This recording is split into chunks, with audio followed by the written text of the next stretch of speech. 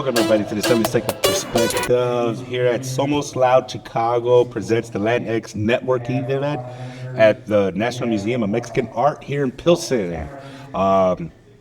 As always, I'm here, Angel.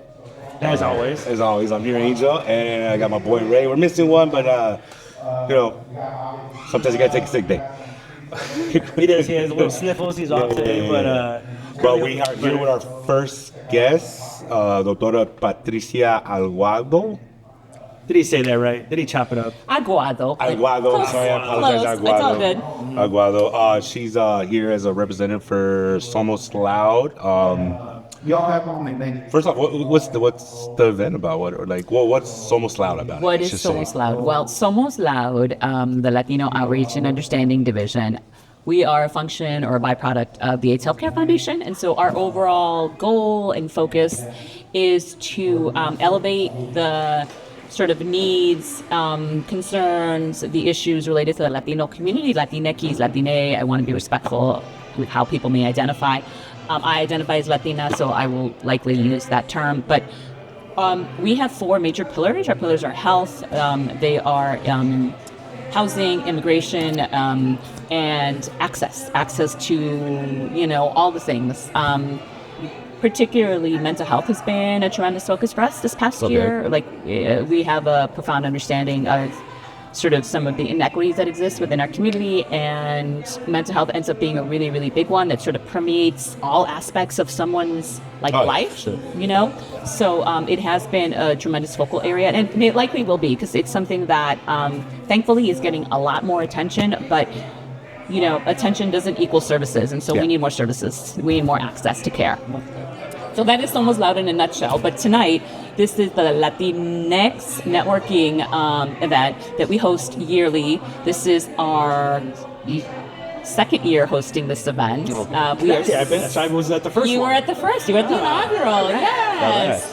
And we're super proud of this event because it really is an opportunity to bring folks like yourselves who are influential within the Latino community, and other folks who are all committed to doing the same stuff, which is elevating our needs and focusing on our They stuff. were influential in the Latin community. I like that. Dios mío. So it says Somos Loud Chicago. So is this like a nationwide thing, and this is the Chicago, or are we just starting here in Chicago and trying to branch out to the nation? No, there's multiple chapters. So I'm glad you brought that up. We are the Chicago sort of chapter. There are chapters in Texas, both in Dallas and Houston. There's chapters in California, LA, San Diego. There's chapters in Florida. We have a couple chapters, one chapter in Peru, so we're expanding sort of our reach globally. There's a chapter in Tijuana, and we hope to grow a little bit more. And as you likely can assume, while there are things that bring us all together, I think there are issues specific to geographic area. So I think we all have different, same overall focus, but sort of when we break it down into smaller scale. So to get it out there now, if Somos Loud, if you need to send us to every single one of those chapters to do a podcast, we'll be happy to do that. Oh, love it. Twist our arm to do it. I guess. We'll go Yes. everywhere. Wonderful. I'll go with you.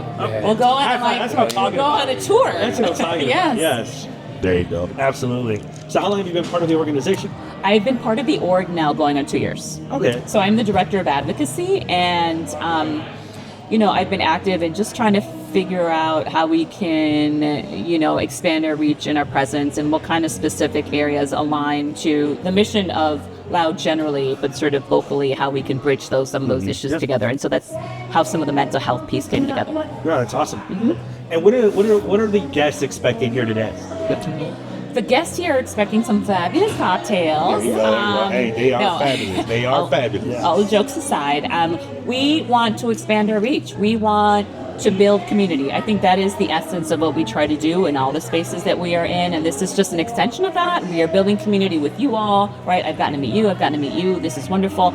You all maybe will meet other people, and because we have this common mission of trying to serve the Latino community, that collectively, you can do a lot individually, but collectively, is sort of like Yeah. where the movement is, and really that's our aim, is to sort of like expand the base. It takes a village. It takes a village. It absolutely takes a village. Yep. Yes. Yep. Yes. That's for sure. No, that's wonderful. Yeah. Salud. Salud. Yes. Salud. Salud. Yes. Then, so we're going to be interviewing some of your guests today. Some of them are going to be coming in. What should we expect from them? Are we looking at talking to teachers, doctors, business owners? All of it. All of it? Yeah, I think you're looking at teachers, doctors, business owners, behavioral health care professionals. You're looking at folks that work for the city and state across all levels. And you're, maybe looking at folks who are a little more local and so involved sort of in the local landscape with community-based organizations. So I would say it's pretty diverse cross-section of folks. Beautiful. You're probably looking at some artists too, right? Like naturally, just based on this beautiful space. And It's Pilsen. And There's Pilsen. artists everywhere, I mean, it's yeah. Pilsen, right? We're in Pilsen. Correct. Yeah, how was it important to like make sure that you locked it down here in Pilsen, being that it is a practice, or was it just you were trying to find a space, or? No, I mean, we're very intentional about rooting ourselves in the community, right? Exactly. And like, you can't, I mean, of course you can advocate and work for the community, but you have to be a part of the community. I mean, at least that's our philosophy, right? You have to become part of the community in order to really connect and to speak to the issues. And so I think this is really the epitome of Latinidad in some ways, the epitome of, Mexicanidad, if that's a term. And, this is iconic. This place is iconic. Oh yeah, definitely, definitely. Right? It's a privilege to be here. It really is. Yeah, no, I know my wife is kind of jealous. She used to volunteer here, like when we were. I think like our first date was actually here when we came. Look at here. you, trying to impress. Yeah, when she brought me. We can't beat that story. I can't beat it. She brought me here. 'Cause Yeah. She used to be real Hey, big. your next first date could be here. There you go. And then I remember it was like an event, and we were like making t-shirts and stuff like that. But I told her when I was coming here, I was like, oh, we're going to do an event at the National Art Museum, the Mexican National Art Museum. And she was like, oh, and by the way, she remembers, she's like, that was our first date. Oh, that's sweet. She had kids. She had stuff to do with her kids, so she wouldn't have been. She's not here right now, but she would have definitely loved to have been. That's So this- wonderful. Shout out to Lydia. Yeah, shout Shout out out to the wife, Nidia. Nidia. I will say that as a Mexicana myself, I was born and raised here in Chicago, right? Like my family's from Guanajuato, so bridging, so those two worlds has always been challenging, right? But I think that whenever I come to spaces like this, it just like roots me. It makes me feel like I'm part of it. I'm part of something. I'm part of my like a history of people, right? And I think we don't have a lot of places like that, I think, generally speaking. And so we have to actively look for them, and this is one of those spaces that sort of does that. Along that comment then, does Somos Loud have a headquarters? Where are you guys located? How do people find you, reach out to you? Our Instagram, IG. Let's go. Somos Loud Chicago. Somos Loud Chicago. No space, no underscore. Maybe there's an underscore. We'll put it right here. Somos Loud Chicago. Somos Loud Chicago. I'm the oldie in the group, so thank you. We got Carlos here. Yeah. Carlos once again. Thank you. Carlos, what's up, Carlos? Bye, no much love, bro. Yeah. Does. Yeah. We're everywhere and nowhere at the same time, right? We don't have like a physical location where you can come and visit us.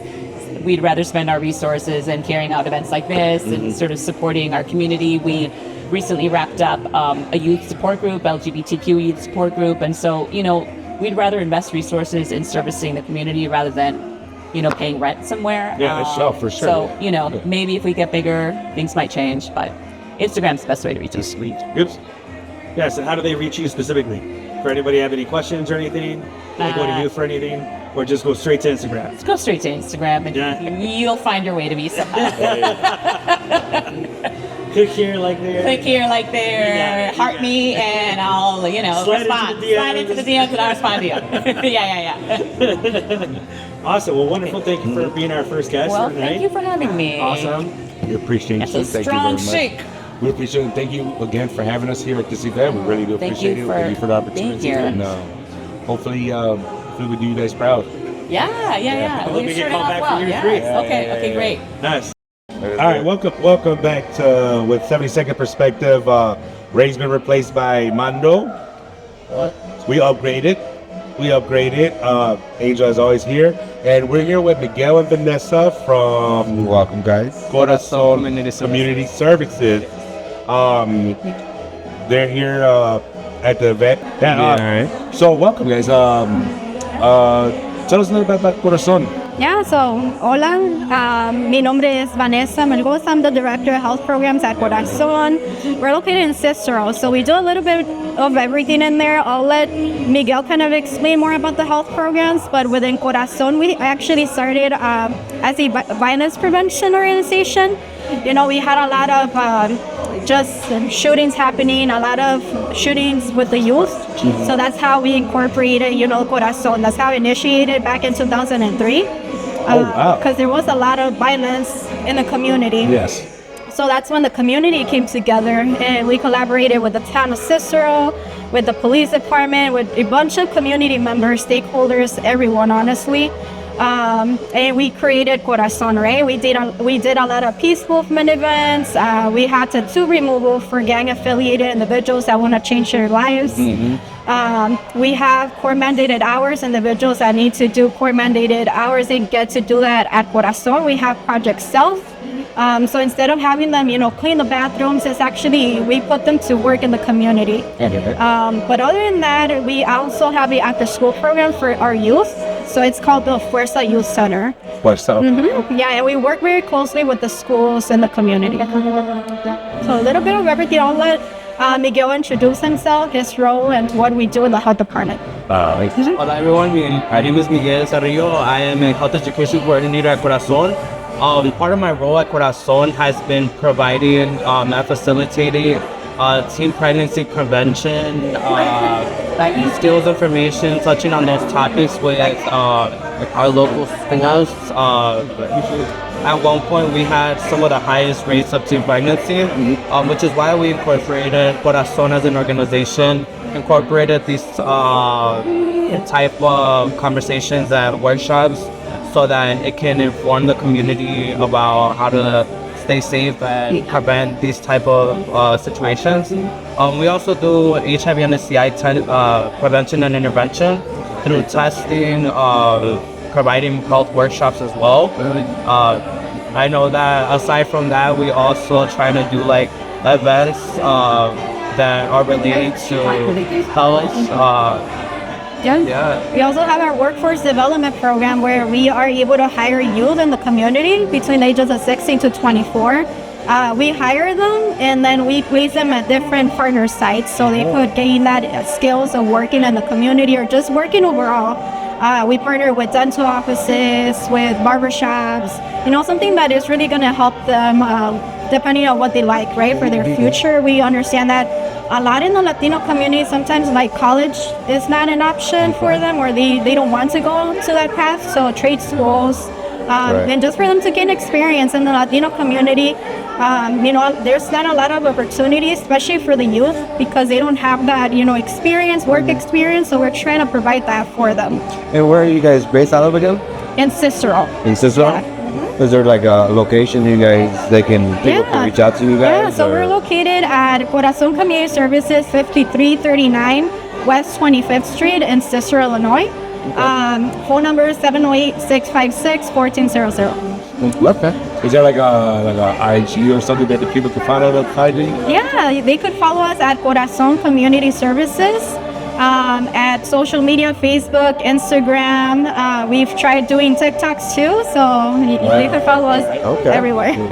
So these services, they're like free or? Yeah, everything's free of charge. Wow.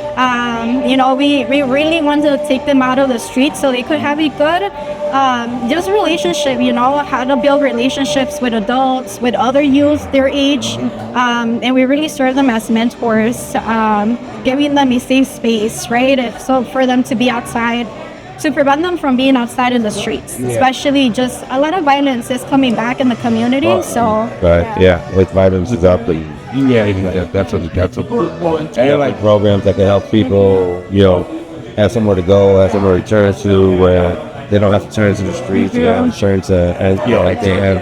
So there's an outlet that you guys are providing, and it's awesome. It's awesome that you guys are providing that, for the community, and if anybody wants to reach reach you guys, they can reach out. And we got your IG, and they got your address. And Yeah, what is like events like this, the Somos Loud event that they're having going on? Like what kind of, how does this help you guys? Yeah, so we actually collaborate with Somos Loud a lot. Okay. Right? So we've done some different type of partnerships in our program with free HIV and STI testing. We've done trans remembrance events, really to, respect and really honor the lives that were lost due to trans violence.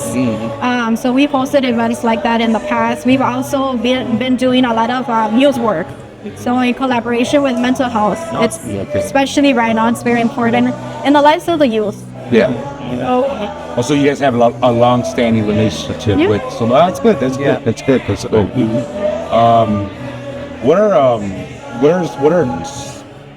to get away from that? Like, what are some things that make you proud to be a Latino, Latinx person? Like, what's something just to let you? For me, being a young Hispanic male in the community, I feel really proud about being in a position where I'm able to be that mentor, be in a position that I'm able to be there for the community, especially working around our high school populations. This is a point in which it's crucial for the youth to have these individuals in their lives that will lead them towards better paths. Guidance, rather than being around what they're usually grown up around, especially in the suburban area that we live in. There is history with violence, there's history with gangs, there's history with just not being able to trust your community because of what you see around you. And when you have a space like Corazon, being there in a position that I'm at, I feel proud when I have these connections with individuals that sometimes it's family members, sometimes it's the parents coming in for their youth. And when we're in a position where if we're not able to do the work, where can we refer them where we know they'll be taken care of? And it's those connections that makes me feel proud of giving back to the Latino community, not having to have a parent with their younger youth have to translate anything because we're able to speak the language. In itself, something that I, from the start, feel very proud of. So it makes it more, inviting. Yes. Because, a lot of times that's a barrier with Latino communities, the language barrier. So if somebody's speaking the language that they speak, then they're more comfortable to come into these kind of services that you guys provide us. So that's actually that's very honorable and very it's really awesome you guys to provide that for the community. It really is. Yeah. So for me, it's really a very prideful moment. Being in places that usually Latina, a very young Latina, is not, in this type of places, right? So when I started in my field, I have my master's in social work, and I started this position at a very young age, 22, 23. I was already the director, right? The youngest director in history within Corazon. And it was challenging, right? Being a young Latina, really not accepted in the community because a lot of them thought, oh, that's a young Latina, she's not gonna know anything in the community. So it's really having that imposter syndrome, right, too. Like, hey, I am here, I am present, I know I have the skill sets, and really putting myself in those seats, right, of power. So making those changes, going to advocate in Springfield, and really being in those powerful seats, right, and representing the Latino community, being a Latina. Yeah, no, that's awesome, especially for a young Latina to be able to do that. That's hey, I can imagine it is pretty awesome. It is. And you're right, like sometimes you do get that impression, like why am I here? What is this? But it's all about rising to the occasion and answering the call. And sounds to me like you guys are answering that call. Thank you. That's kudos to you guys, to the both. So how connected do you feel to your cultural roots, and how do you maintain that connection? Definitely for me, my first language is Spanish, right? So not losing that, for me is very important, not losing my heritage. still being involved in the community and the Latino community. Tomorrow we actually have an event, El Grito, right? Another collaboration with Somos Loud. So really like showing off, our heritage. We'll be there with our Mexican flags and representing. Definitely. Especially this week, right? Yeah. Oh, yeah. Mhm. And for you, Miguel? Can you repeat the question? How connected do you feel to your cultural roots, and how do you maintain that connection? Yeah, so like any regular day where I'm walking into work, I start off by walking up to the building that has this amazing mural in the front. And even in the process of unlocking the door, I'm getting to see like this beautiful art that was provided from an artist within the community in the post-Korean. And it's a visual reminder every day that we're here coming from the background that we have to support the community that we live in. And to me, just walking through those doors in the morning is what grounds me, because I know that I'm at Corazon. This is the Fuerza Youth Center. And like you said, It gives you that positive strength, that energy. Yeah, there's no way to leave that call on hold, let alone go on voicemail. So that's like the way that I feel like I'm on a daily grounded to. That's awesome. Yeah. That is awesome. All right, so a little off subject real quick. So we'll start with you. What's your favorite Latin dish, and is there any like special memories that keeps you tied to it? Yeah, I would say definitely our mom's, food. For me especially, it's el mole. So el mole, so that's my to go to. Yeah. I gotta try it, but I'm sorry, I'm not a big mole guy. It's okay. I've tried. This I is know it. spicy. The fish is just in it right now. I get it from everybody, and I've tried everybody's mole. I'm waiting for that mole to get me. Well, my mom is from Guadalajara, so I don't know if you try that type of mole, Guadalajara, Jalisco. Okay. It's crazy because everybody has a different recipe for mole. You can change 1,000 different moles, and every one will taste different to you. But I want to love it so much. I do, but I because sometimes like you'll try a food and you don't like it and you won't mess. But like me, no, I'll try everybody's mole, but I just haven't found the one that I'm just like. No. So, Mom, if you're watching this, challenge. Miguel's like lost their words, which he's like, no mole. What about yourself, Miguel? What kind of dish or anything? So for me, like when you mentioned your mother's mole, I thought about my grandmother's sopita de fideo. See, now you're talking my talk.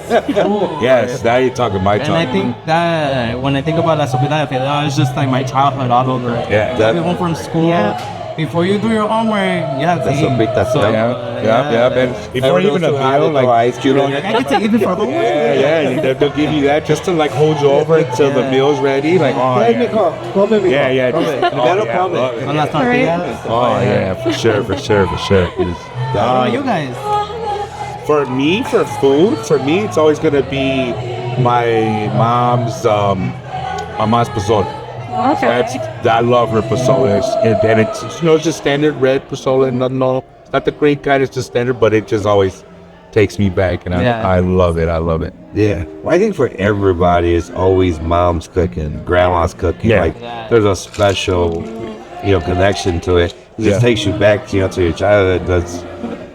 My mom makes Mexican spaghetti. It's just like and then también like Very well. Oh my God. Like for me, like with pozole, because it's a process. Like it's not like a quick bake, so you smell it throughout the house. The house knows. Stuff. Yeah. Everybody knows we about to have pozole, You gotta wait. You sure? Yeah, no, my mom definitely can. I don't know, like this for no reason. All right. Well, guys. It's been a pleasure. We thank you guys for stopping by with us. And Definitely appreciate you guys sharing your coming guys' story with Corazon and whatnot. And we really do appreciate it. And then real quick before you guys leave, you guys want to throw the IG, Everybody out there, you want to follow Vanessa Miguel, Corazon Community Services. Yeah. Awesome. Gracias. And so you want to give out your IG? Anywhere people can follow you guys, or you guys have social media for Corazon Community? Yeah, Facebook. Corazon Corazon Health on Instagram. Corazon Health. That's where everything's gonna be. That's an awesome. All right, well, thank you guys so very much. We appreciate it. Thank you so very much. Thank you. We appreciate you guys. Thank you very much for coming out. All right, welcome back. We are here with Ariana. Bienvenidos, Ariana. Yeah. Oh, thank you. I'm doing pretty well. How are you enjoying the event so far? Sorry? How are you enjoying the event so far? I like it. I mean, I like being part of the community. I like networking with different people. And I think what Somos Loud is doing is like really amazing. So yeah. Is this your first time doing the event, or were you here last year also? No, so this is actually my first event with them. Okay. Today. Like, this is the first networking event that I've been to. Yeah, this is mine. This is ours. This is yours too? Okay. Yeah, it's super, super cool. I have done an event with them in the past, and they've also sponsored events with me and two other partners, because we also do events for the Latino community. Oh, okay. Yeah. What kind of events do you usually like? So embodiment events. Embodiment is like guiding other people to feel safe in their bodies, which Latinos don't get a lot of guidance around that. So that's like our niche, is providing resources for those who don't really get them or are used to getting them. So it's just like just body, like not being ashamed of your body, or is this just like mental, or Yeah. or what kind of inviting it out?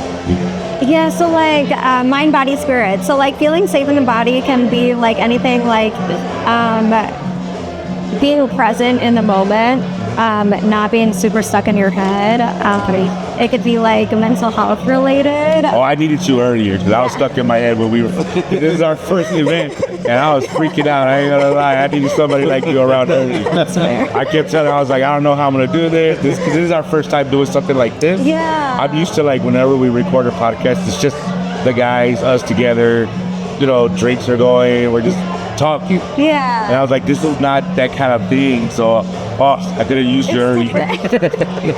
Sorry. You know what though? I feel like that's fair because you're doing something that's like outside of the norm. Yeah, definitely. But like, I feel like it's super important to like get used to getting out of your comfort zone too. Which, I mean, we usually like to stay in our little bubbles, right? No, yeah, I'm all for that. I feel like I'm always open. I'm always open to try something new, to expose myself to something different, and this, that, and the other. Because when I was younger, though, mind you, this comes with, I don't know if this comes with age. For me, I'm 44, so it took me quite a long time to get to the point where I'm more open. 44. Thank you. Yeah. I'm 44 as well. Yeah. Got a little bit more than you. Yeah. But you know what I'm saying? Like, it took me a while to get to the point. But like, if there was somebody like kind of like what you're providing, or offering, I guess to say, when I was younger, I definitely would have loved to have something like that. You know, to make me more open to try these different things and stuff. Because you do get put in the box, and you don't want to like expose yourself to other stuff. You know what I'm saying? For sure. And I feel like it also depends like where you grow up and how you grow up Definitely. too. Definitely. That's another thing. I don't know if I would say I would fault the Latino community, but but that can be something that you get in your little box of, like, you know, depending on where you grow up, like those 10 little village, or what have you, whatever Latino that you grow up or whatnot, you get like, there's like it's kind of frowned upon to try something new. Yeah. You know what I'm saying? I know exactly what you're saying, and I can apply that to like traveling. Oh yeah. Yeah. So like, I'm a huge traveler, and I've always been like that since I was a little girl. And my parents were like, "¿Para qué quieres ir allá?" Yeah. Like, you know, it's dangerous. Exactly. Exactly. No lo entiendo. Yeah. Diana, siéntate mejor, ¿ok? Yeah. Porque ya te voy a decir otra vez. Yeah, exactly. Vete a tu podcast. Right? I moved to the city. I grew up in the suburbs, actually. And when I moved to the city, my family was like, "It's dangerous. Like, what are you doing? Like, why would you go to the city?" Like, they watch the news and they're like, oh God.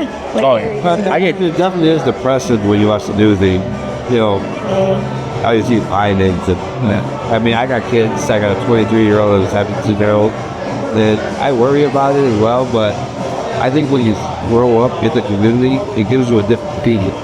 But like when you're in the suburbs, you don't see the violence like you don't. It's not there for you. So all you do is think about it, hear about it. And when my daughter's going over there, it's like, no, pero ¿por qué?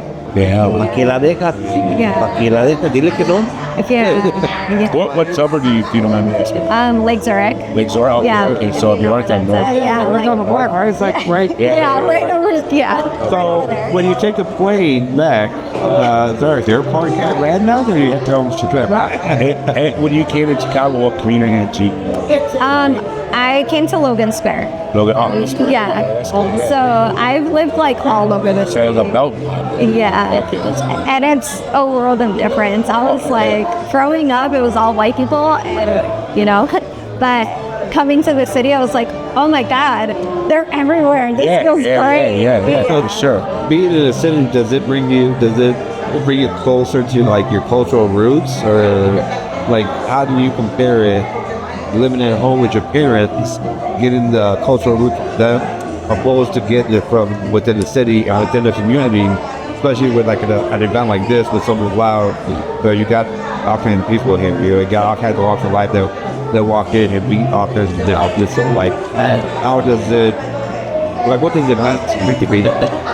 Yeah. So growing up in the suburbs, I definitely, my family was very like, they made sure that we were proud of where we came from.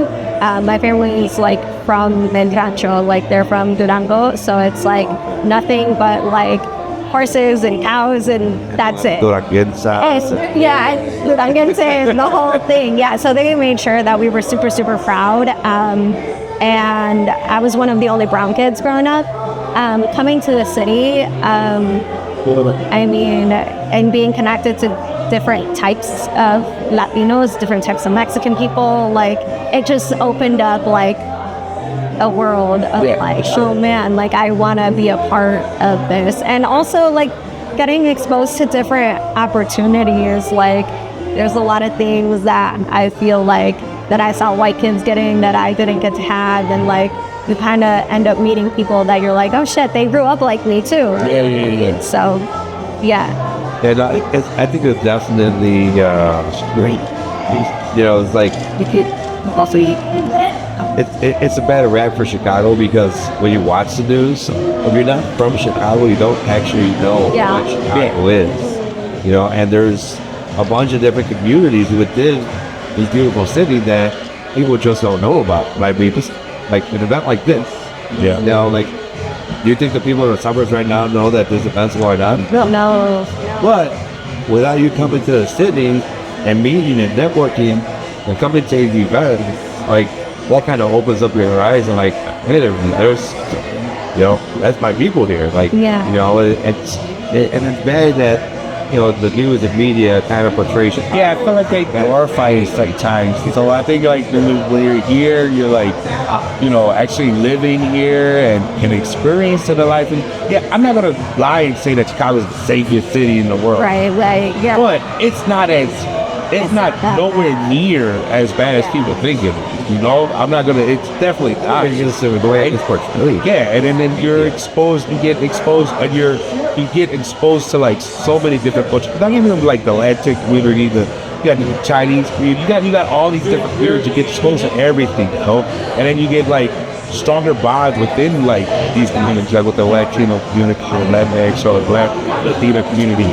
And I love Chicago for that. I've always moved away, and I've always came back. I've always gone.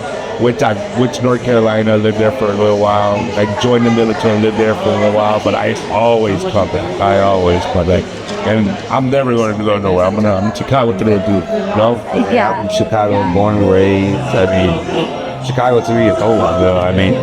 You can talk about the bad weather, it's the winter, the wind, cold, but I think to me that's what makes Chicago. It's like the same thing with the Black community, that's what makes Chicago. It's like, it's definitely a different perspective when you're from here.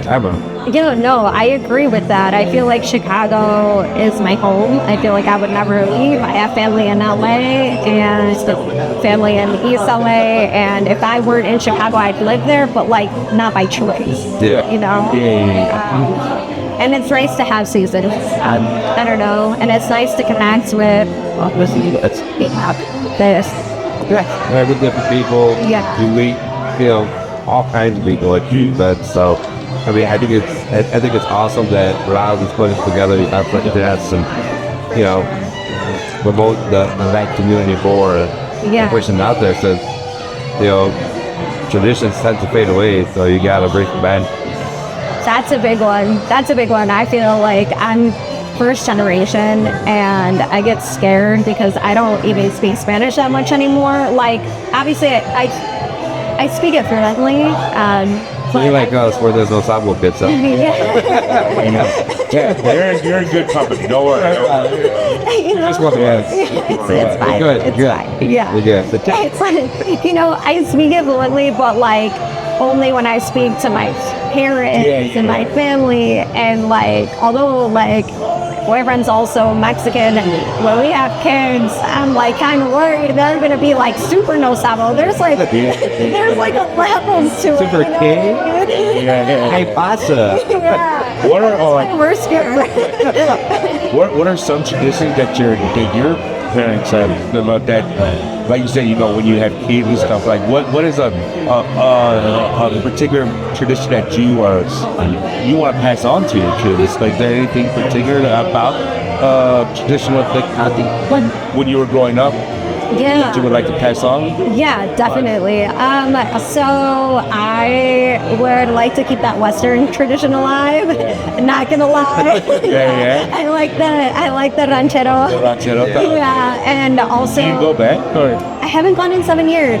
But you have been. Yes, but I have. My family goes back every season. They have land and a house out there. I would like to keep that alive. I would hate for my kids to be like, I don't want to go back. Send it for the summer. Keep it going. Hey, go with that way. Well, you're going with your Quita your tito. You guys are going. You're gonna go spend the summer. Going back to them. Yeah. You gotta keep that going. What you got over there? Yeah.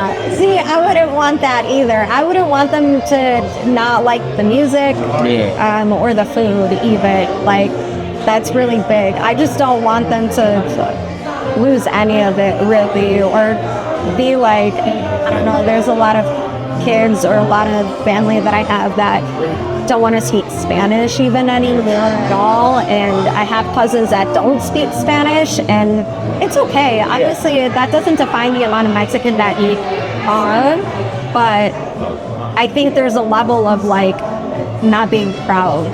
Where you come from. Yeah, it's very. I have 3 kids, and I'm always like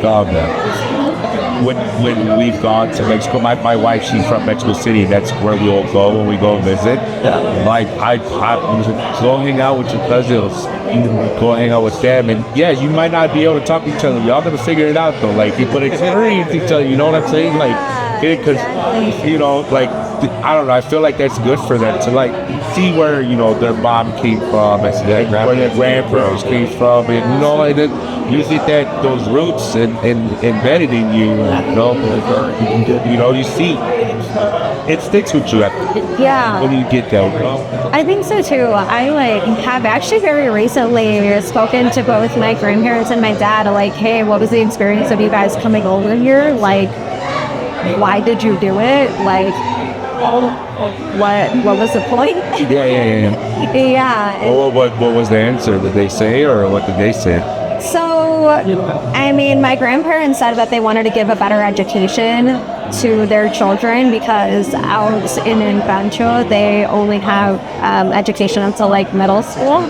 Otherwise, it's just like Sembrando and Rancho life. And then my dad, he just wanted a different life. Like, it's not for everyone to just be a cattle rancher. Yeah, that's true. So does he have that now? Is he a ranchero still? So My dad, no, but his siblings, yes. My dad has his house out there, but he doesn't have any animals. My stepdad and my mom, they have their animals, like their house, things like that. Yeah. So, are you a regular that music to listen? All I listen to is Mexican music and reggaeton. Not reggaeton. Yeah. So, who are some of your favorite artists and why? Some of my favorite artists and why. Okay, so What was your top three? my top three would be. I know, like, a lot of people don't like him because he's cocky, but Carino. Oh, I love him. It's amazing. I love him. Right? I love him. I'll rock him all day. I get down with him. I think he's. But I know what you're saying. Like, Yeah. he gets a little bit of hate, but I like him. I love him. I'm with you. I think his voice is amazing. I think without haters are fans too. Right? Oh, yeah. Yeah. Oh, he's still gonna pay. He always comes to like Allstate or it's always packed when he comes. Bro. It's always packed when he comes. I'm so I got a excited. cousin that told her husband that she need him for. Yeah, for sure. Yeah. It's funny. Hey, some people have a huge crush on him. I think, the present company included. Yeah. Top one. He's my top one. And then I would say Carol G. She's amazing. Yeah, she's so good. She's making a lot of, she's done a lot for the Latino music in here, like, cause she headlined Lollapalooza, like that's crazy. Headlines are Crazy for her to be a headliner for Lollapalooza. That's very impactful, you know. And like not just anybody does that, you know what I'm saying? So yeah, she's definitely made a lot of leaps and bounds for representation for us as Latinas, Latinx, you know. I agree. No, my next one is not necessarily because of her music, but like her last album was amazing. Is Becky G. I heard her on a podcast, Becky G. Becky G. Yes. So Becky G. Oh, Becky G. Yeah, Like, oh, is she the one that? Becky G is like Carol G's cousin. Yes. yes. She had that the sad song with the one. With Alejandra. Yeah, there you go. Yeah, that's her. She talks about being like, no soy ni aquí ni de allá, and she says like, I'm a 200%er, so like I'm both from here and from there. Yeah. So like that's like her whole thing. Oh, that's awesome. So I respect her for that. Yeah. Well, thanks so very much, Ariana, for coming with us. I really do appreciate it. Thank you so very much. Really appreciate it. Oh, okay. And if you want to like promote as far as like IG so people can follow you. Yeah, sure. So my Instagram for my healing page is Curandari. It is curandera with my name in there. And it'll be right here. So It's for Eddie's return. Don't worry about that. We've been doing that for everybody, so don't worry. yeah. So that's So when you watch this, you will know what this is. And then this. Yeah. And then that. Yeah. All right, we thank you so very much. Thank you so very much, Arena. Appreciate it. Thank you. Very appreciate it. yes. Thank you. Welcome. It's Pleasure to meet you. Thank you very much. Bienvenidos. We are here with Victoria and Lucero. Welcome to our podcast. We are with 70-Second Perspective. My name is Armando, and I am with my buddy Angel. So, how are you guys enjoying the event so far? It's very nice. First time here. Didn't make it to last year's events, but I like the networking piece. Very cool. Yeah, this is also my first time. One of my friends told me about it, and I live not too far from here, and she's like, you better go. And it's a blast already. I love music. The drinks are delicious, and everybody's super nice, and it's been nice getting to know new people. So have you guys got to mingle and meet a bunch of different people yet, or are you guys kind of like We're halfway there, I want to Going say. to the Yes. ¿Cómo se llama? Before? Otro torreguito, ¿verdad? Y luego así se empieza. ¿Qué pasó? No, honestly, I feel like Chicago Latinos are a very small world. And as soon as I came in, I thought I only knew one friend here. And luego, I was like, oh, conozco a todos. It's been fun. Pero there's some new people that have been approaching. I've just been approaching each other. It's nice to make friendships. No, it definitely is. So, what does it? I'll start with you first. So, what does it mean to be Latina? Yeah. Or Lat? What do you prefer? Latina? Latina. Okay. So, what does it mean to be Latina to you? I don't. For me, I guess it means, you know, I'm Mexican American, right? And that's two different, technically cultures. For me, it means kind of like community, and it means support, and it means kind of. I'm also first generation. It means advancing, you know, my father's wishes, my father's education, and my parents, and still sticking to your roots and Right. celebrating kind of where you came from. You know, my family, or at least myself, is still very much ingrained with the cultures and the traditions of where we're from. And that's been really nice to have as I navigate different spaces que a lo mejor no son para mí. You know, it's been nice to be like, sometimes soy la única mujer de color. No soy, I'm not that dark. So that's, you know, that's the whole colorist aspect. But you still have that Latin I'll feel energy, your though. pain, dude. I'll Like, feel your pain. I was on vacation. That's what it is. Yeah. I'm white. well, this is natural. No, I'm just kidding. I don't know. It's just, being Latina is beautiful. It's beautiful. And it's empowering.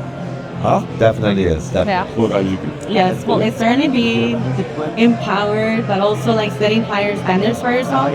Like, I work in healthcare, so it's like we stand out, we valemos por dos, ¿no? Hablamos dos Sí, idiomas. yeah. We gotta make our people proud. And then I really just enjoy helping like the Hispanic community in what I do. Like showing them the ropes of like healthcare, nursing home setting. I don't know, I like that, but I also enjoy like making my parents proud because at the end of the day, we are their dream.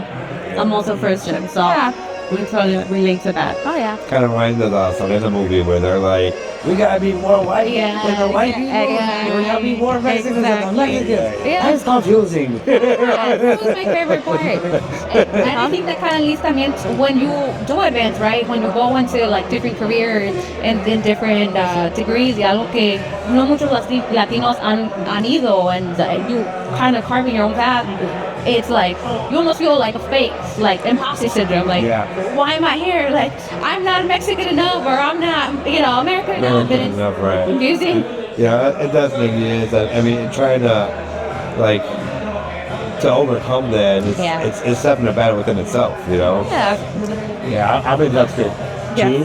So I feel like in healthcare, like as far as like your profession, it's not a big Latino community. Latino community isn't. You know, you got to get you know you got the different ethnicities and whatnot.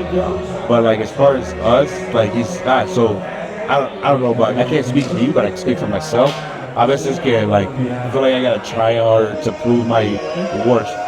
Yes. Why I'm there providing these services for patients. So, 100%. you know what I'm saying? Yes.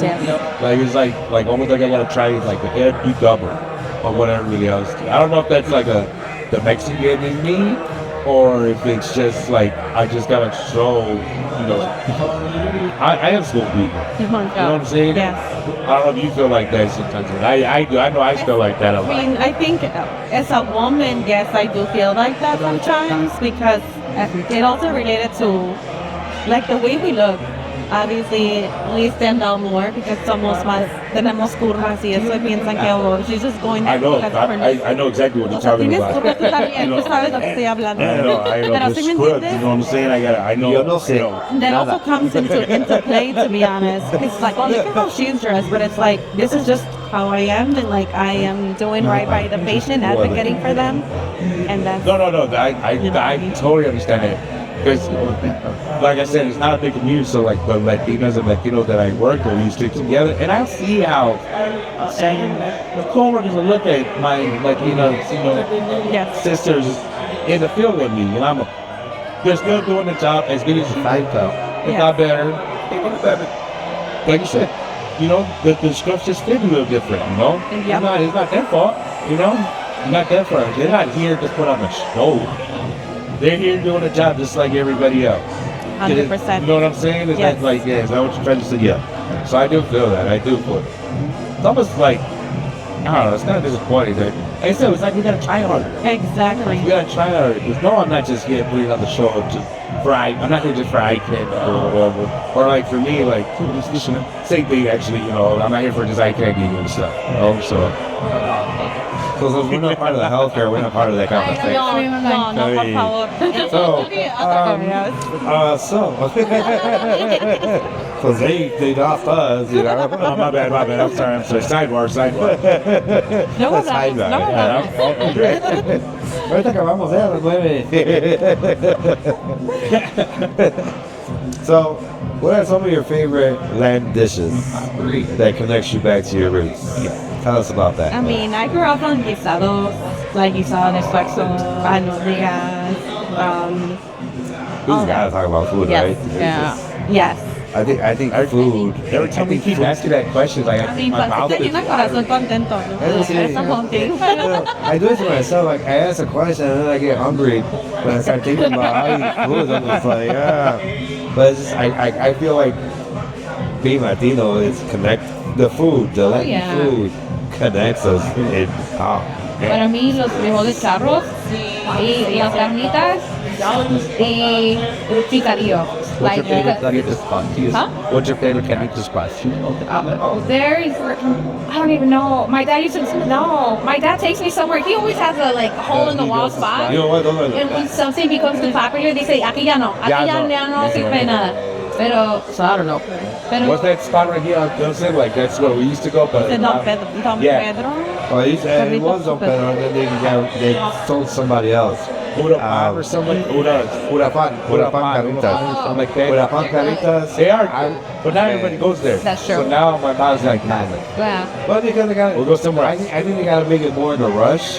Is that it doesn't have that same love that they put into it Yeah. when they have, 30 customers opposed to 300 customers. You know, it's like it's different. When I was smaller, from Estaba Chiquita, we would have someone who made carnitas just pop up in the garage. Ya lo poníamos, ¿sabes? Con el casco, just making carnitas. Oh, little wow. party. Y it was so much fun. Y luego when we were in Mexico también, we would raise pigs, and then when the whole family would come back in December, y ahí get the pigs and then make the carnitas. Come here, little porky. Come here. We have We like fed you good for a reason. tenemos una family video donde están haciendo eso y nunca la vi. Muy trash. Probably be better that you don't. Pero, Yeah. I mean, it's still delicious though. So good. It's the end product. Yeah. Don't focus on the beginning, because the beginning is like, But also, what happens like, at the it's end? like not just about the food, but it's like about the gathering, like at the table yeah. with the Oh, No, you I've know? had conversations about, like, just my family, like, making the tamale. Yeah. Like, to get it, because, like, making a tamale, that's not, like, a fast, quick. It's a process. Like, It's a any process. excuse, even if it's pan con café, like, let's That's get why you- siempre con el cafecito. Sí, anytime Mi of the grandma, day. mis tías, yeah, at the end of the day, ¿quieren café? I'm like, ya son las 12, ¿quieren tomar Yeah. café? It's never that timing for café con pan. No, and there's always like certain people like within the family that try to keep that tradition. Like for me, it was my grandmother and her brother, my uncle. Yeah. No matter what happened, he would wake up, take the kids to school, grandkids to school, and him and my grandmother were together. They'd sit there, watch Price is Right, eat pan con café. Every day they had to have pan con su cafecito. And it's like, it's crazy how they used to be so connected. But my uncle used to be the one with the carnitas. So we had the pleasure of having homemade carnitas. No. But then he passed on the tradition to my cousin, and my cousin makes them now. But he acts a little stingy, so he doesn't really want to make them. So, but we still get to enjoy his recipe. Oh, yeah. So, who's a Latino national president who either identify or you feel like calm and be elected? Identify what? Who is a Oh, you threw me off. I wasn't ready for the point. Yo, you take me out on the sound. Who's the left-hander past the president that inspires you as far as being like, thinking that, why do you do this? Past the president. That's a good one. That's a good one. De actrices, yo creo que María Félix. ¿Verdad que sí? La mera doña. Con el carácter, con Yeah. su clase, y like, Wait, you know, who's that? María Félix. María Félix. Yeah. You know, the way she carried herself, siempre with this strong character, like, no matter what barrier showed up, she just like always had her head high. Yes. I mean, the queen herself, Jenny Rivera. Gary. Yeah. I get it. I love that girl. You know, when I'm in a good mood, when I'm in a bad mood, always her. Yeah. Yes. I go Chavo del Ocho. El chispito, eso es. Sí, sí, sí. Nah, you took mine down, so I was gonna skip. Oh, my bad, I took yours.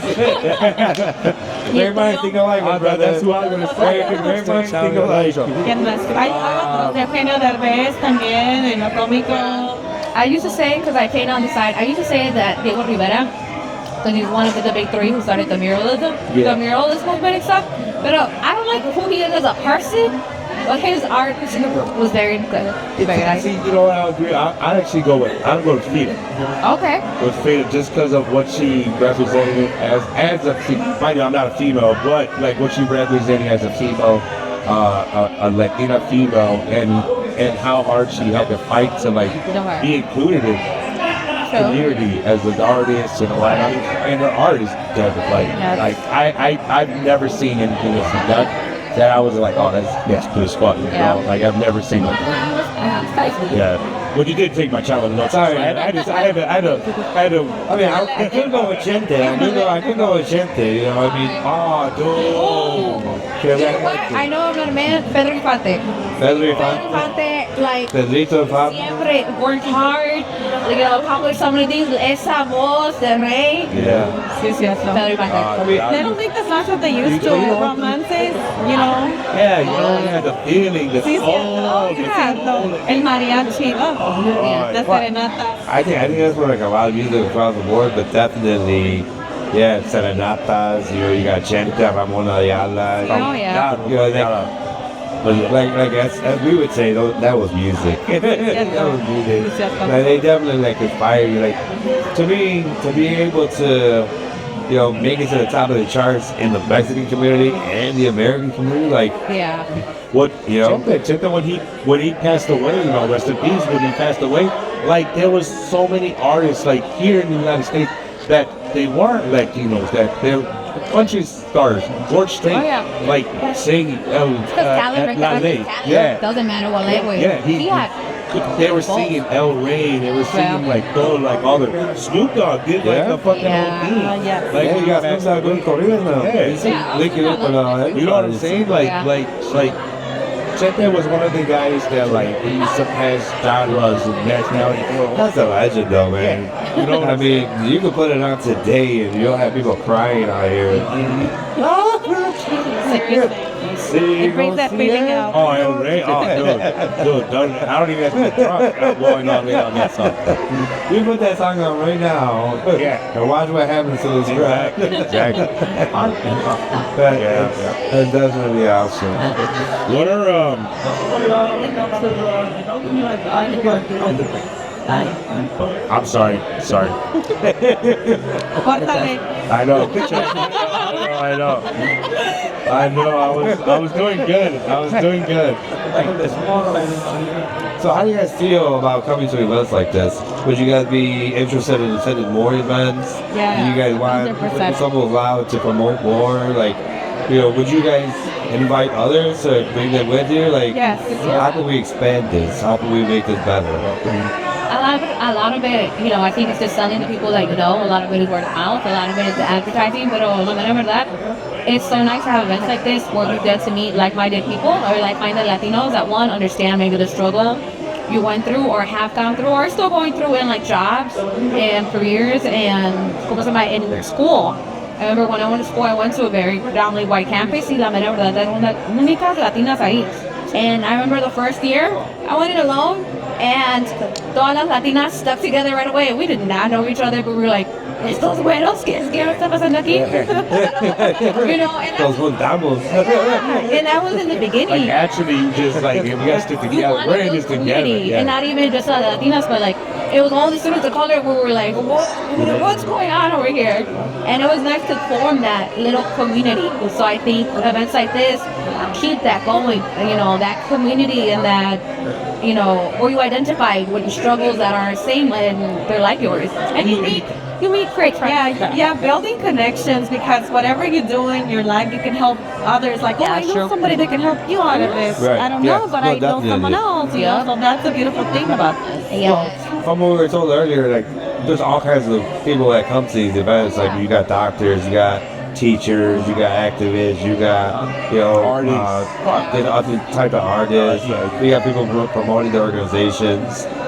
We were on with some community services earlier. You know, providing services back to that community, and you know, so having these events kind of opens doors sometimes. You know, like.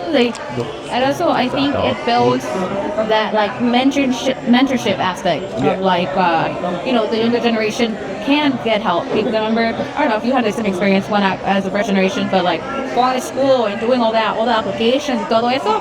My parents didn't know anything about that, and I don't have anyone older than me to be like, así se hace, you know, let me get a tutor, like this how you study. No fucking clue. And to be able to tell that to like my little brother who's going to the same college I am now, to be able to be like, okay, and he called me every single time, what's this financial aid? Okay, así se hace, así se pone. And it's nice to be able to help that and pass that on. Pero, yeah, we're not building. Yeah, 'cause I mean, there's a lot of times where like you said, like being first generation, where like we're explaining to our parents what people are saying, like, you know, 9 years old. and he's saying, you know, Te regañaba. Dicen que hagas trainers, man. Porque tú tienes que saber. Yeah, you know? Dice que soy la mejor del clase. Yeah.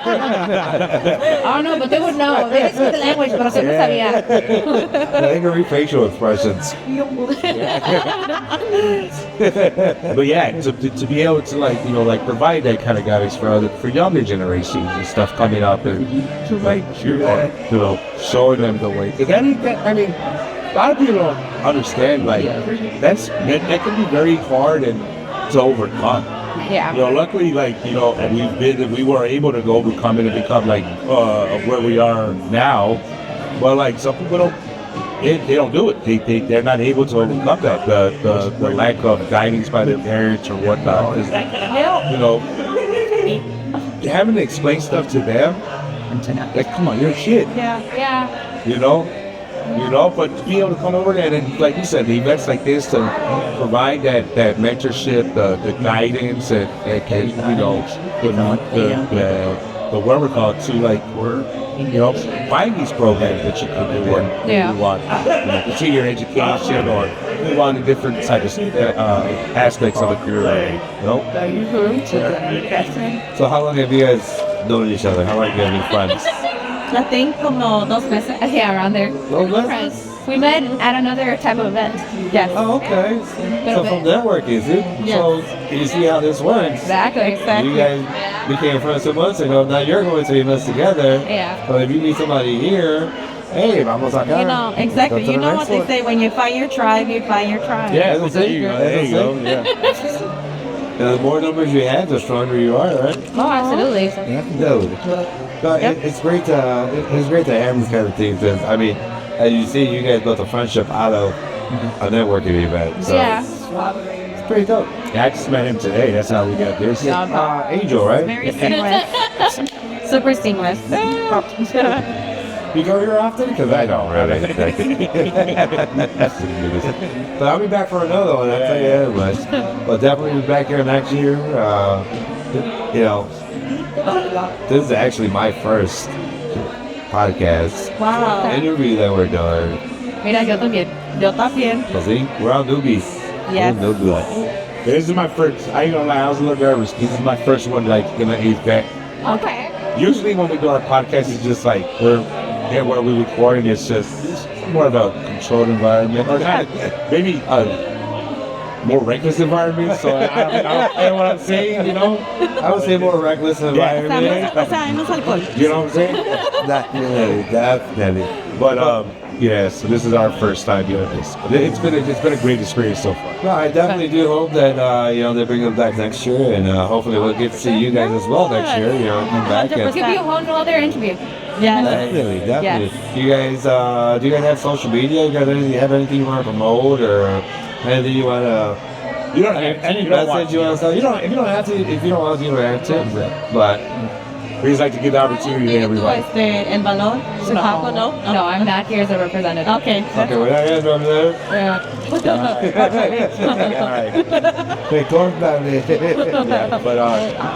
thank you guys. It was definitely a pleasure having you guys. Thank you. Lucero and Victoria once Así es. again. We are here at Somos Loud. Victoria para servirles. Exactly. Yeah, a su orden. We're going back to having the identity now, Victoria. Sorry. Thank you so very much. AKA Lucy, but she likes you settle better. We're gonna definitely. Well, my full name is Armando, but everybody calls me Armando. Oh, no, I get that. That's a nice name. No, Armando's a nice one here. Yeah, I deal with it. Thank you, So guys. definitely a pleasure having you guys. did great. Welcome back. Here we are with Rosie and Elisa. Welcome, guys. How you guys doing? Glad to be here. Thank you. Welcome to the 70-Second Perspective Podcast. This is our second episode of season 4. Okay, nice. There. So hopefully you guys I'm gonna have to check it out. Yeah, after, for sure. Yeah. Don't mind There's a lot of shenanigans going on in the podcast, just so you know. So don't judge us. Don't It's a judge us. judge-free zone. Of course, this is But you a safe definitely space. enjoy it. It's You're in definitely. season 4. That means y'all are seasoned. Yes. So we're working every day to get better and expand, and we're starting to do these networks and do the events to kind of expand our horizon as well. Right? But I can blow up.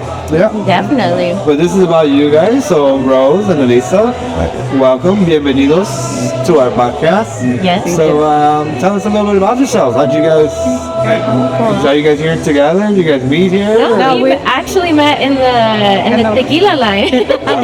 Okay. Great place to meet. We were- Salud. Hey, so here we go. Hey, Salud. Somos Loud working right now. Yes. You guys are meeting. That's what this is for, right? I would like, before we actually start any sets, like, so, where am I, where am I at? So, Mentally, physically, all around. so mentally, honestly, mentally it is everywhere. Physically, it varies depending on where you catch me. So I like to say that my advocacy holds no boundaries because I'm just proactive in Pilsen, Back of Yards, Little Village, North Lawndale. So really, like, with any space that I'm invited to, that's where I'm at.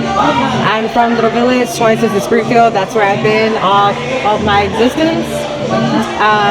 But my advocacy and my organizing started here in Pilsen because of my parents being prominent leaders with the parish. And so when they I recall in grad school, a professor asked, like, hey, what is home for you? And I'm like, okay. And it was interesting being the only Latina in the room with these other folks that were looking to be urban planners, right? And I said, okay, 26th and 31st in Costler to 17th in Felina. That's home. There you go. So that's home for me. So yeah, kind of everywhere and everywhere. But what about you? Where are you located, Mama? Yeah, so right now I'm in the Lakeview area. I moved from. Yeah. That was just random. I actually moved here 3 years ago. I'm originally from South Texas, like the Frontera, like Laredo area.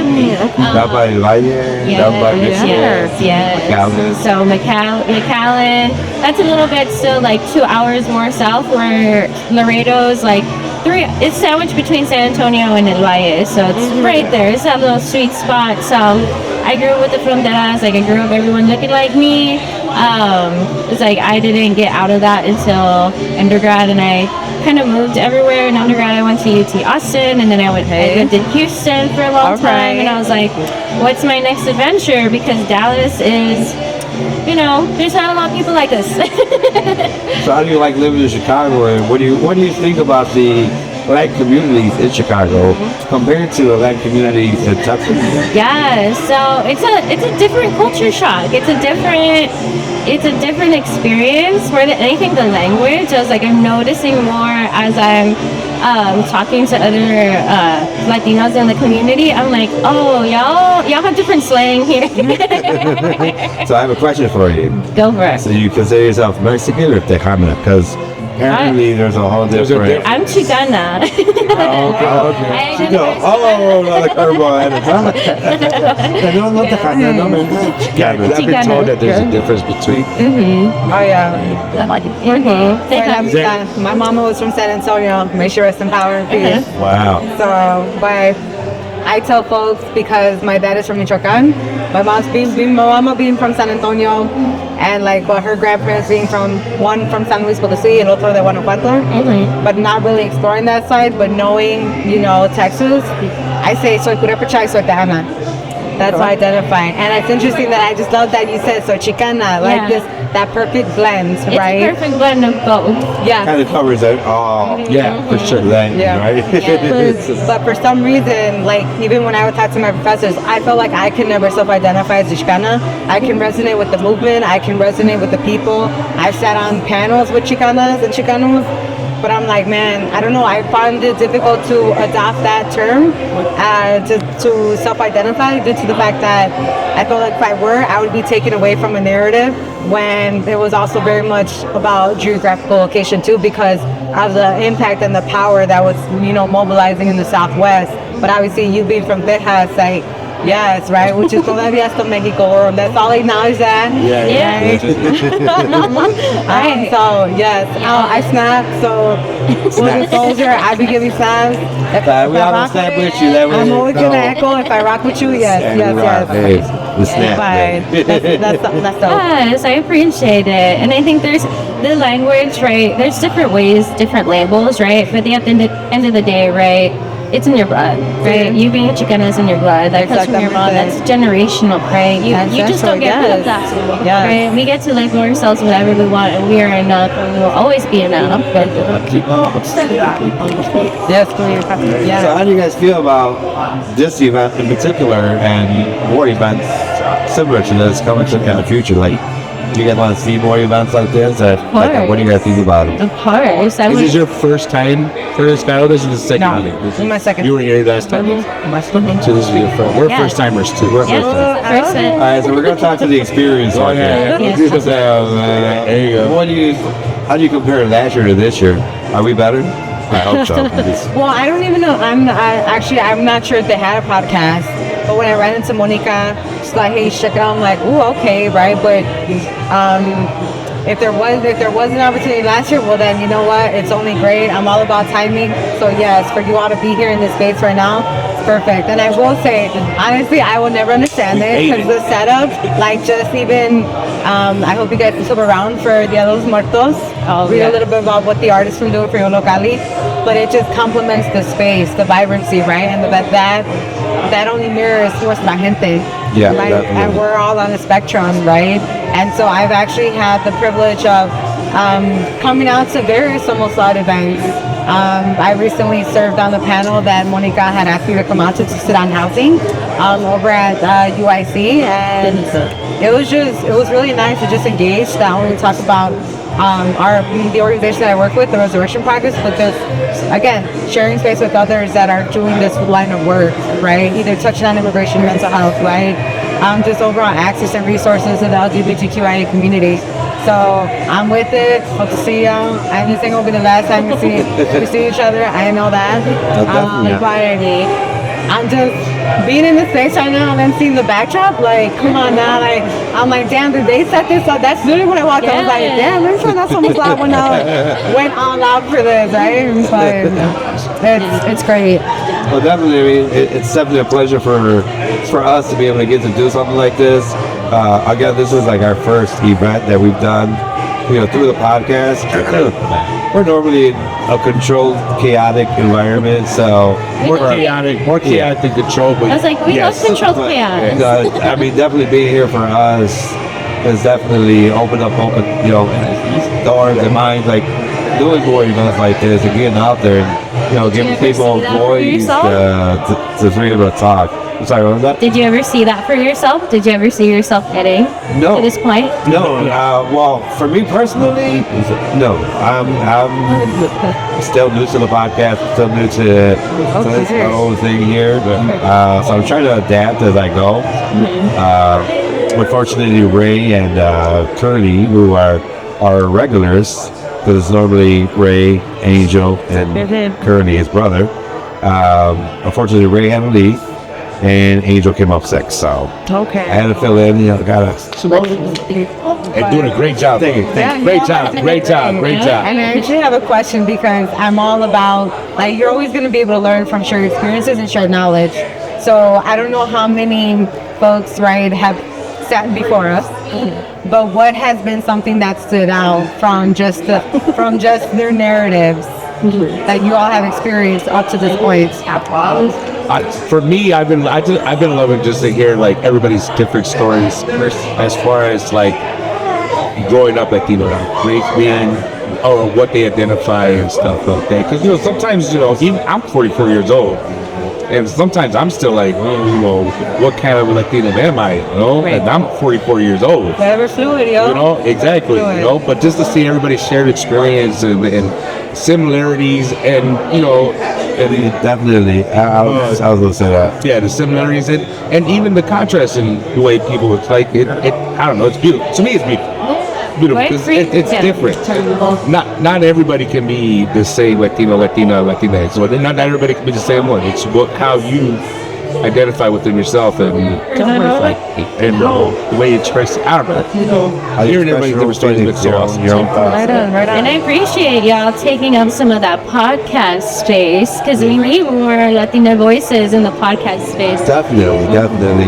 Well, I mean, we are all Latinos. Like I said, it's definitely an honor for us to be here and to be able to meet new people and like to me it's cool like hearing everybody, like the people that we've talked to. There's so many differences, but there's so many similarities that bring us all back because we can all relate to mole, we can all relate to guisados, we can all relate to carnitas, we can all relate to tamales. So like it's still like, and like I said earlier, the food is what connects us. Like it brings us all back to where where we came from, like our childhood. So, what's your favorite dish growing up? There goes talking about food again. Sorry. No, I feel like they've been the theme of the It's all good, and I'm like, maybe I don't know if it's about a favorite. But I would say, like, for me, like, I usually ask, what's your comfort food? And for me, like, it always has to be some sort of caldo base. Like, and I don't know, like, it could be, and you know what? I'll do it, like, some sort of caldo. Caldo de res, caldo de pollo. Caldo de res is, like, my go-to, but I mean, like, I also do this calabaza that's, like, it's not necessarily soupy, but, like, you can, like, for me, I like the bowl, right, that I just can, and so, like, yeah, I eat it like it's a soup. But, yeah. I'm that person. It could be 92 degrees outside, and I will make a calores, or I'll make So do you have like a big old caso that you bring out? Every time for New Year's, I'm responsible for making pozole verde, pozole rojo. Like, and I have my cazuelas. And whenever we had my home, I was like, damn, I don't know if it's gonna fit on the stove. And it did. There was like this much space. That's taste. But I was like, yeah. Oh yeah, no, that's yes, I didn't have that too. With the spoon. I have the wooden spoon. Damn, you know what? Yeah. So we all, right? So we all. Yeah. Or the blue spoons, the big cucharas. I have the big wooden one. Yeah. It's I busted out for New Year's. What about yourself in this now? My comfort food would be menudo. Oh my god, my grandma makes the best menudo for Christmas. I'm like, I'm waiting. Have you been to La Providencia? I have not. Go to La Providencia. Like, have you guys ever been to La Providencia right here? But I am interested. Cuando tengas chance, pero vaya tempranito. You gotta go early in the morning because they will be sold out. And they actually did a segment many years ago on WTTW like los hombres que están atrás, right, que siguen cocinando.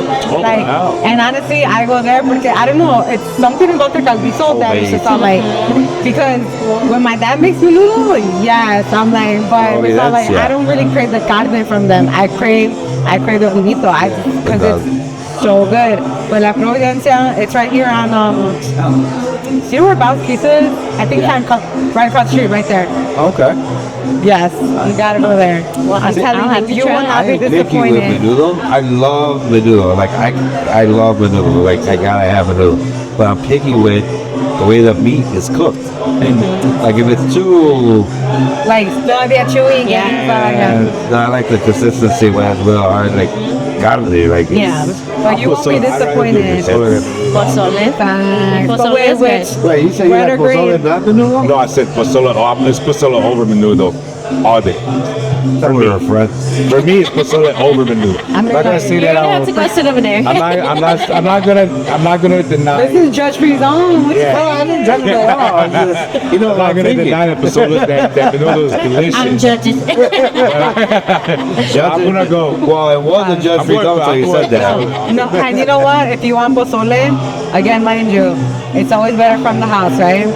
But Aguascalientes, right there across the street on 26th Street in Troy. I go to Piquez. Okay. Like I'm more south, I see. so I'm on Pulaski. So that's closer to. Have you been to Piquez, like right off of Archer? Pulaski. I've always passed by, but I've never had it. But I do want to try it out.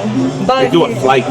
The pozole flight? White, and they do a flight. It's But delicious. I'm gonna tell you, whenever you're in Navita, like hit me up, and I will go to Aguas. And that's how my dad said it. He's all like, "Why are you buying pozole?" And he made a face, but I had to try it. And you want to know what he said? You know what? That will get the job done. And I was like, I'm like, Dad. So I'm like, that's him giving kudos, and it's decent. But yeah, If you can get that approval, that says something. So yeah, check out La Providencia. What's your favorite? Is it verde or rojo? What's your I make both, and sometimes it's a hit or miss when I make it though, because sometimes my red will come out better than my green, and my green will pop up. I'm just like, it can never be equal. And I never But what's your understand favorite? Which one? Kind of preference? Are you gonna say verde or rojo? if you had two pots right now, two bowls, Don't be ready. Don't be ready. I said it. Me too. I actually just got put on verde like maybe I'm 44, maybe 10 years ago. I didn't even know. My mind was blown when I first saw a fucking pozole. Like I was like, what is this? And they were like, it's pozole. And I was looking at it. What was the carne though? who is this imposter? And I was like, oh my god. La carne era pollo or pork? No, it's pork. Okay. How about for you? Verde. My boyfriend's a chef, so he whips that up. Yeah? Oh my god, it's the best thing I've ever tried. My mouth is starting to salivate. Me too. He keeps bringing up food. I swear to God. I've been the whole time every person we interview, like I'm truly thinking about like Well, tengo una pregunta, bro. When you all cook, you know, whether if it was mom, dad, abuela, abuelo, did they ever tell you like to never cook when you're mad in the cocina?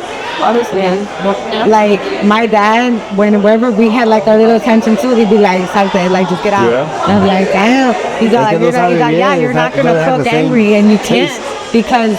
Yes, like what you're putting out, like you're putting that energy out there, and basta, it's not gonna come good. I always like joke with my wife, like when she makes me some like chilaquiles or some shit, and it looks extra spicy. I'm like, damn, girl, you was mad at me, but I'm like, I'm still killing it.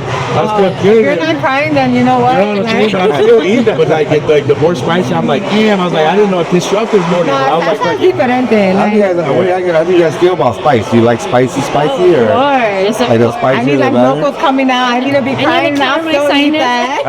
If it's not tearing my sinuses, I don't want it. Yeah, I could do spicy to a certain extent, but I like my taste buds. Like I like to taste my food. My stepfather, rest in peace, he used to eat chile with chile. He used to eat taco with chile. So my wife. And then put salsa on it. I'm like, and then eat another chile on the side. I'm like, what's going on here? Like, he used to grow his own chiles in the backyard. But he'd go pick out chiles and bring them in. And my mom, she make any salsa you want. And she'll. Así es, Nipa. And like, it's not good enough. We can make spicier. Now I have a question that might divide us. It's talking about salsa, green or red. I think it depends what you're eating. For me, it's I don't know. It does depend on what I think it you're depends what you're eating. 'Cause I think red goes with certain foods, and I think green goes with certain. Like tacos, for me, it's green. Okay. But like huevos rancheros, like my mom always it's a red sauce. Okay. But like when I go out to eat, like when I go to like a taco place or something like that, I always go green. I don't know. It's like what about you? So I tell people this because they're like, well, why? Like, I'm like, my tacos here look like the Mexican flag, yo. I'm so very angry. Like, it's just, yeah, like, it's just a person, like, you know, it's like, I am like, I can never pick because the verde isn't always picosito, right? And then you have that red, but then the red might be, like, spicy, but then you just have that, what is it? Either the lime, right, from the verde that just kind of cuts it, and it just, it meshes. I want to try it. Do it. I want to try it. Every time I get a taco, every time I get some tacos, I'm going to be like, nah, let me eat it with both. Yeah, that would. You will not be disappointed. Put one on one side, one on the other, and let them mesh together. Wow. Perfect melody. And what about for you? Oh, I agree with you. It depends on what you're eating. That really matters because they have to complement each other, right? There's different ingredients, there's different peppers, so it's gonna. It's almost like the Mexican wine. You know how like when you eat American foods, like you pair the wine with salmon or pair the wine with red meat. And it's like you pair your salsa with your certain tacos. What kind of tacos you eat? You eat red. Right. Because also when you think about green red, there's different types of green too. Yeah. You have your crema ray, and then you have this more salsa one. I love aguacate. Salsa de aguacate. That's the best, really. I just got put on that too, man. I swear, man. I swear, my mom never used to do it. It was just a standard green sauce and a red sauce. That's all she would make. It wasn't until my wife's aunt, she made one, and I was like, what is this? ¿De qué parte de Mamá Juárez. Mamá Juárez. Okay. And I don't know where my dad's from, but Mamá Juárez. So that's how I grew up with that. And then my wife, her family's the best. Oh, okay. So like, but her aunt was the one that like first time I saw somewhere it was got the salsa. That's a different flavor. Cool. Tell you, I've been married for going on 20 years now, and it was like 10 years into it is when I started getting exposed to like the green, pozole, But you know, I think it's good. I think it's good because I'm like, I think like con nuestra gente, we don't really think about it, right? Like, I'm not gonna talk about a diet because I'm like, no, we're not gonna deprive ourselves from like good food, okay? But the fact that like, yeah, spiciness, right? When I worked with you, talking about having tacos at 8 o'clock in the morning, I'm like, yo, like, like that gastritis, hey. I'm saying like, I'm saying, you know, like, what's up? Do you want some? The fruit at the bottom, guys. Yeah. You can see it I don't like chamoy. I don't put chamoy. Yeah. I'm not a fan of Mexican candy. I know people don't judge me. Don't judge me. My sister loves. I'm not a big fan. She throws everything with chamoy. I'm not. I've never been a big fan. She have a beer. It's like dripping off the sides. And it's like. I'm gonna have a chamoy with my chamoy drink. Do you guys have any organizations or anything that you guys? I know you mentioned something. I never really catch it though. You have anything? Yeah, I'm actually employed at Arcus Behavioral Health. We're a nonprofit that provides low-cost services to underprivileged populations. So, Big ups, yeah. Shout out. Yes, we're open. We have interns. We have fully licensed clinicians. So, if anybody needs mental health services, feel free to reach out. Do you have like an email or contact that you can share? You can definitely reach out at arcusbehavioralhealth.com. You can be a link here. That's what we've been doing. It's gonna come up. That's what we're doing. When you watch it, you go. Yes, I love it.